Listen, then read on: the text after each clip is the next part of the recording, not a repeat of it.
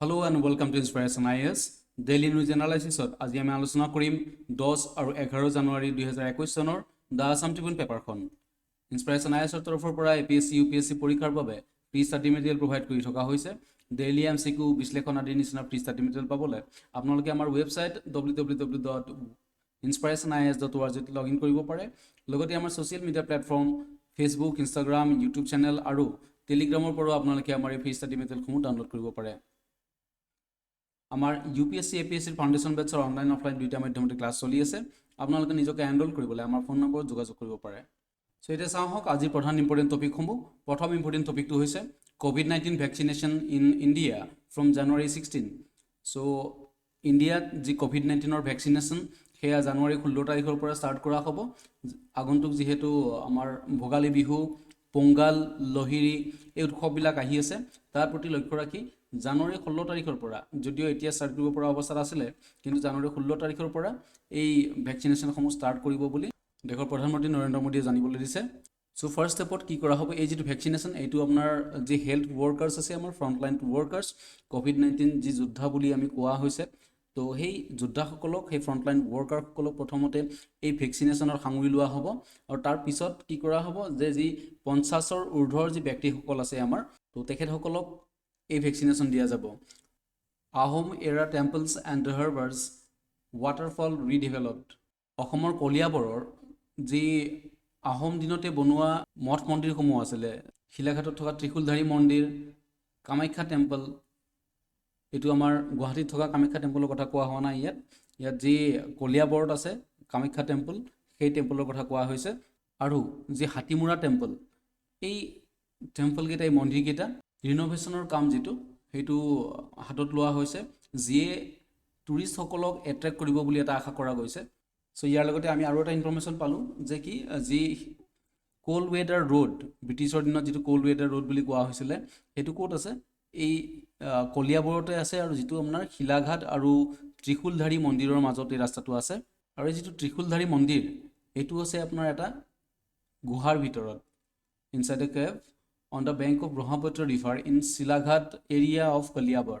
The Kamakhya temple is located on the top of Kamakhya hill and the Hathimura temple on the top of Hathimura hill. So Kamakhya temple jitu paharot ase, he pahartur name hol Kamakhya pahar, aru je Hathimura mondir hetu ase apnar Hathimura paharor oporot. The Kamakhya temple in Koliabar was originally built during the time of Salasthamba dynasty, which was again rebuilt by Ahom king Pramatta Kingha in 1745. The Hathimura temple was built in 1745 also by Pramatta Kingha. The structure of the Hathimura temple is similar to Shivdol of Shivasagar town, Shivsagar town.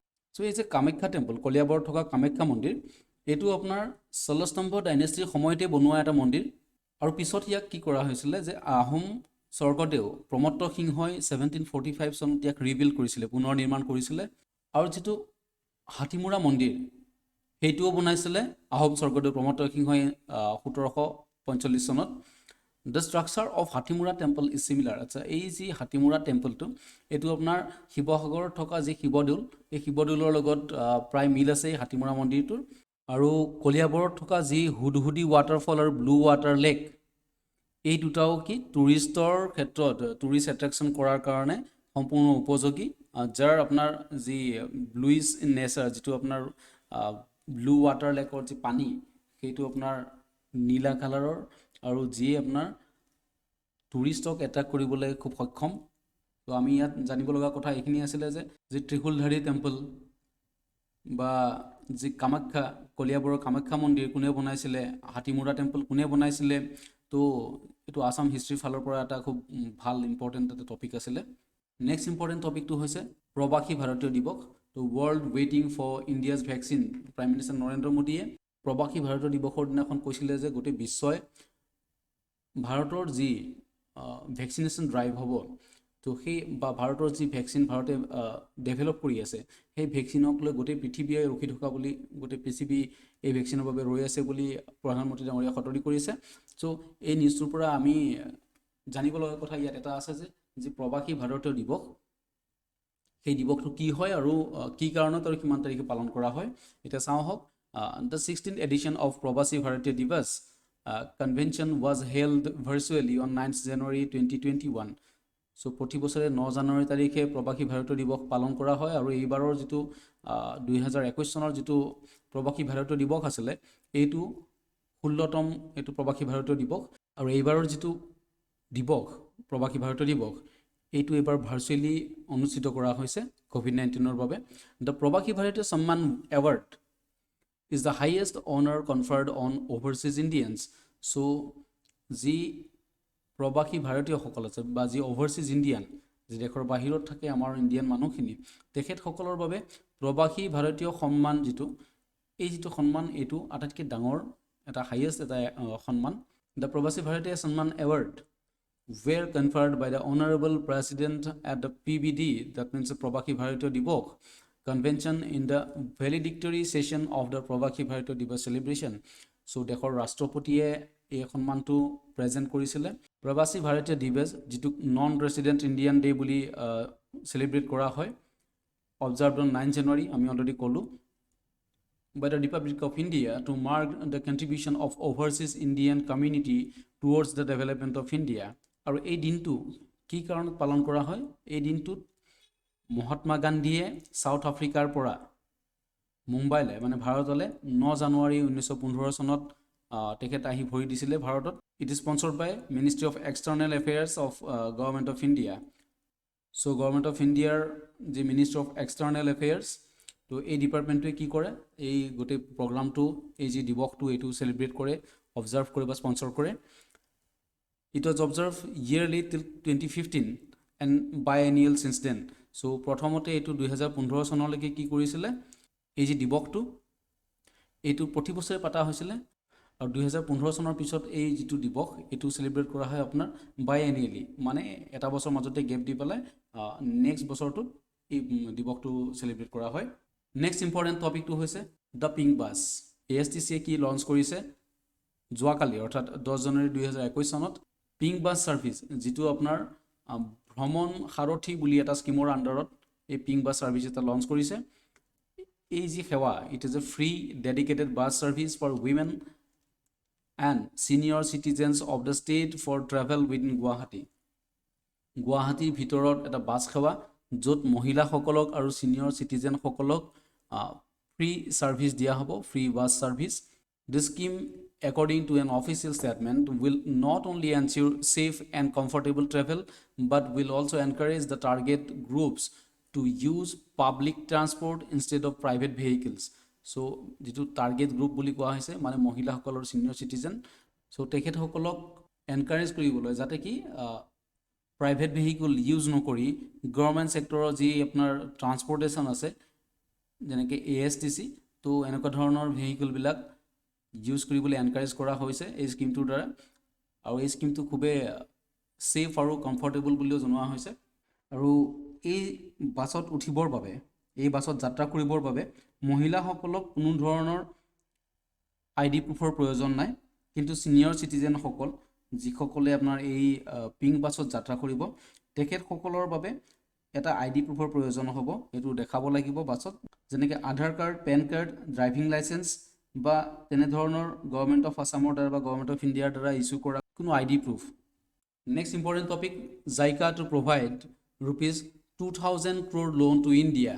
Japan International Cooperation Agency, shortly JICA, has signed an agreement with India to provide an official development assistance loan of 30 billion Japanese yen, jitur apnar mulya Indian rupees 2069 crore for the COVID-19 crisis response support loan for social protection.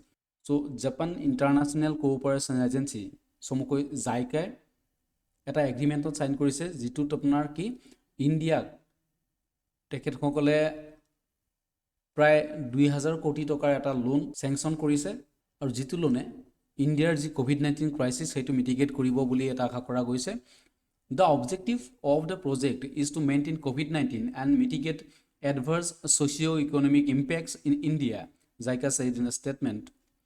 And the project aims at supporting the government in its endeavor of Pradhan Mantri Garib Kalyan Yojana, empower these disadvantaged groups whose lives have been hampered with the occurrence of the pandemic. আৰু এই যিটো loan এইটো প্ৰধানমন্ত্ৰী গৰীব কল্যাণ যোজনা এইটো implement কৰাৰ কাৰণে এইটো খৰচ কৰা হ'ব, যিয়ে আপোনাৰ সমাজৰ যিখিনি ডিসএডভান্টেজ গ্ৰুপ বা যিখিনি আপোনাৰ নিডি পিপল তো তেখেতসকলক COVID-19 যি এডভাৰ্স ইম্পেক্ট যি তেখেতসকলৰ ফেমিলিত পৰিছে বা এই COVID-19 কাৰণে যি আমাৰ সৰ্বসাধাৰণৰ যিটো অনিষ্ট হৈছে, যি দুখীয়া নিচলাসমূহ এই COVID-19 কাৰণে বহুতখিনি সমস্যাৰ সন্মুখীন হৈছে, তেখেতসকলক আপলিফ্ট কৰিবলৈ, তেখেতসকলক সাপোৰ্ট দিবলৈ এই যিটো প্ৰধানমন্ত্ৰী গৰীব কল্যাণ যোজনা এই যোজনাটোৰ দ্বাৰা এই পইচাখিনি খৰচ কৰা হ'ব।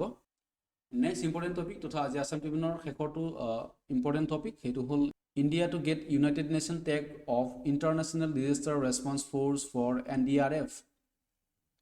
India could soon be a part of the United Nations mandated International Disaster Rescue Operations as the country's federal contingency force, NDRF, is expected to obtain a globally recognized standardization letter this year. So, India বাবে এটা খুব ভাল খবৰ হ'বলৈ গৈ আছে, যেটো আপোনাৰ hopefully এইটো বছৰতে হ'ব পাৰে, যি আপোনাৰ NDRF আমাৰ যি নেশ্যনেল ডিজাস্টাৰ ৰেছপন্স ফ'ৰ্চ, যাক আপোনাৰ ইণ্টাৰনেশ্যনেল ডিজাস্টাৰ ৰেছপন্স ফ'ৰ্চ হিচাপে ইয়াক অথৰাইজেশ্যন দিয়া হ'ব, ষ্টেণ্ডাৰ্ডাইজেশ্যন কৰা হ'ব। The authorisation will be done, আৰু কোনে কৰিব এই অথৰাইজেশ্যনটো? Switzerland head কোৱাৰ্টাৰ্ড ইনচাৰাগ। তো ইনচাৰাগ কি হয়? International Search and Rescue Advisory Group, which is a network of more than 90 countries and organizations under the United Nations umbrella to deal with urban search and rescue related issues. United Nations eta unit 90 খন country ইয়াত আছে এই নেটৱৰ্কটোত, যাৰ আপোনাৰ headquarter আছে ছুইজাৰলেণ্ডত। এই অৰ্গেনাইজেশ্যনটোৱে ইণ্ডিয়াৰ যি NDRF এই NDRFক এটা ইণ্টাৰনেশ্যনেল ডিজাস্টাৰ ৰেছপন্স ফ'ৰ্চ হিচাপে অথৰাইজেশ্যন দিয়াৰ এটা সম্ভাৱনা আছে। And encourage committee comprising Australian and Singapore expert has conducted preliminary review of NDRF team in September 2019. Already এটা ইনচাৰাগৰ এটা কমিটি যিখন আপোনাৰ অষ্ট্ৰেলিয়া আৰু ছিংগাপুৰ এক্সপাৰ্ট টিম আহিছিলে ইণ্ডিয়াত, আৰু সেই এক্সপাৰ্ট টিমটোৱে NDRFৰ এটা প্ৰিলিমিনাৰী এটা ৰিভিউ এটা কৰি থৈ গৈছিলে 2019 চনত। The National Disaster Response Force, shortly NDRF, is an Indian specialized force constituted for the purpose of special response to the threatening disaster situation or disaster under the Disaster Management Act 2005. So NDRF কি organisation হয় আমি জানো, আমাৰ যি আপাতকালীন সময়ত জৰুৰীকালীন সময়ত আমাক হততে সহায় কৰি অহা এটা নেশ্যনেল লেভেলৰ এটা ডিজাস্টাৰ ৰেছপন্স ফ'ৰ্চ, যিটো আপোনাৰ ডিজাস্টাৰ মেনেজমেণ্ট এক্ট 2005ৰ আণ্ডাৰত এইটো গঠন হৈছিলে। The apex body for disaster management in India is the national disaster management authority NDMA, যাৰ চেয়াৰমেন হৈছে দেশৰ প্ৰধানমন্ত্ৰী। আৰু এই NDRF আপোনাৰ স্থাপন হৈছিলে 2006ত, 2006ত NDRF স্থাপন হৈছিলে under the Disaster Management Act 2005. So ইমানতে আজি আমি আছাম ট্ৰিবিউনৰ এনালাইচিছৰ অন্ত পেলাইছোঁ। আশা কৰিছোঁ আপোনালোকে আমাৰ এই ভিডিঅ'সমূহ ভাল পাইছে, আপোনালোকৰ কাৰণে ফলপ্ৰসূ হৈছে। আপোনালোকে এনেধৰণৰ ভিডিঅ'সমূহ চাই থাকিবলৈ আমাৰ ইউটিউব চেনেলটো লাইক, ছাবস্ক্ৰাইব আৰু শ্বেয়াৰ কৰিব। ধন্যবাদ।